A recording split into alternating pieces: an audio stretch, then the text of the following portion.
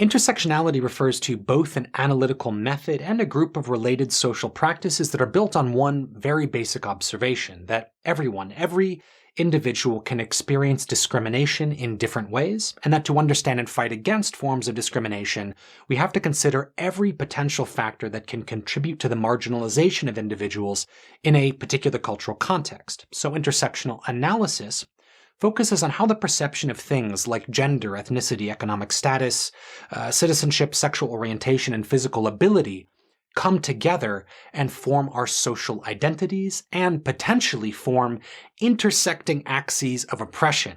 Let me explain. One of the best ways that I found to explain what intersectionality does is a food analogy. Imagine, if you will, a pizza with a bunch of different toppings. Olives, pepperoni, mushrooms, peppers, whatever. Every person who likes or dislikes that pizza will do so for different reasons, right? Some people might dislike mushrooms, some people love cheese and olives, and other people just simply hate pepperoni. So if we want to understand why people choose to eat or not eat our pizza, we have to take all of the ingredients into consideration. The toppings, the crust, the sauce, everything. And in this silly pizza analogy, what an intersectional analysis would do is build a model that assesses each ingredient and looks at how people respond to them individually and in different combinations. If some people are predisposed to like an ingredient, like cheese, for example, it forms an axis of privilege. Pizzas with those ingredients will be the most liked, the most eaten, the most selected in our pizza shop. And if people are predisposed to dislike a particular ingredient, it forms an axis of oppression.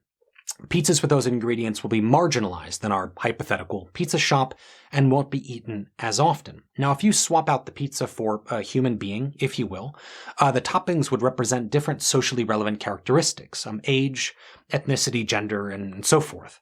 And the resulting theoretical map that emerges from this allows us to better understand what combinations of variables inform the perception of our identities and how those intersect when we're discussing either privilege or oppression in a specific social context.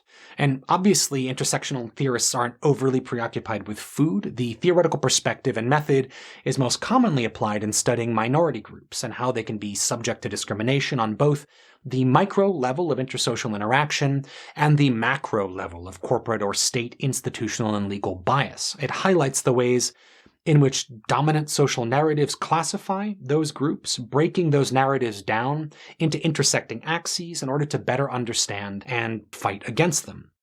So intersectionality acknowledges that individual forms of discrimination exist. Things like misogyny, racism, ageism, and ableism exist, but it's particularly interested in how those different forms of discrimination intersect to form new and complex social biases that are often difficult for us to fully articulate. Now, where does this all come from? Well, the term was introduced in the late 1980s by Kimberly Williams Crenshaw, who was working in the field of critical legal studies, and it was first used by Crenshaw and other North American Black feminist authors to discuss the complex discrimination that African American feminist activists encountered in the 1960s and 70s in their engagement with anti-racist, feminist, and pro-union organization for workers' rights. And they found that each of these social movements elevated one category of analysis, or one axis, above and to the detriment of others. Race, for example, was central to early civil rights movements,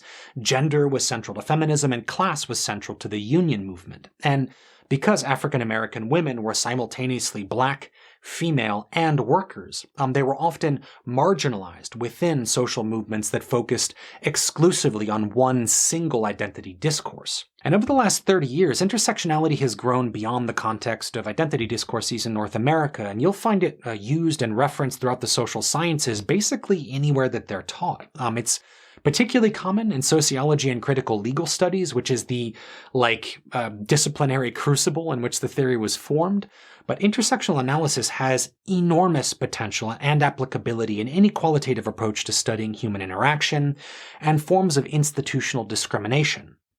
You just watched an excerpt from our two-part series on the top 10 theories in the social sciences. If you're still watching, thank you very much. You should check the series out and, of course, like and subscribe to the channel. At the moment, I'm actually on parental leave, and you can find some information about that on the channel as well, but We'll be uploading some new content periodically over the next few months, and then we'll be back with a bunch of new material at the beginning of July. Until then, I'm wishing each and every one of you the very best of luck, and, of course, never stop learning.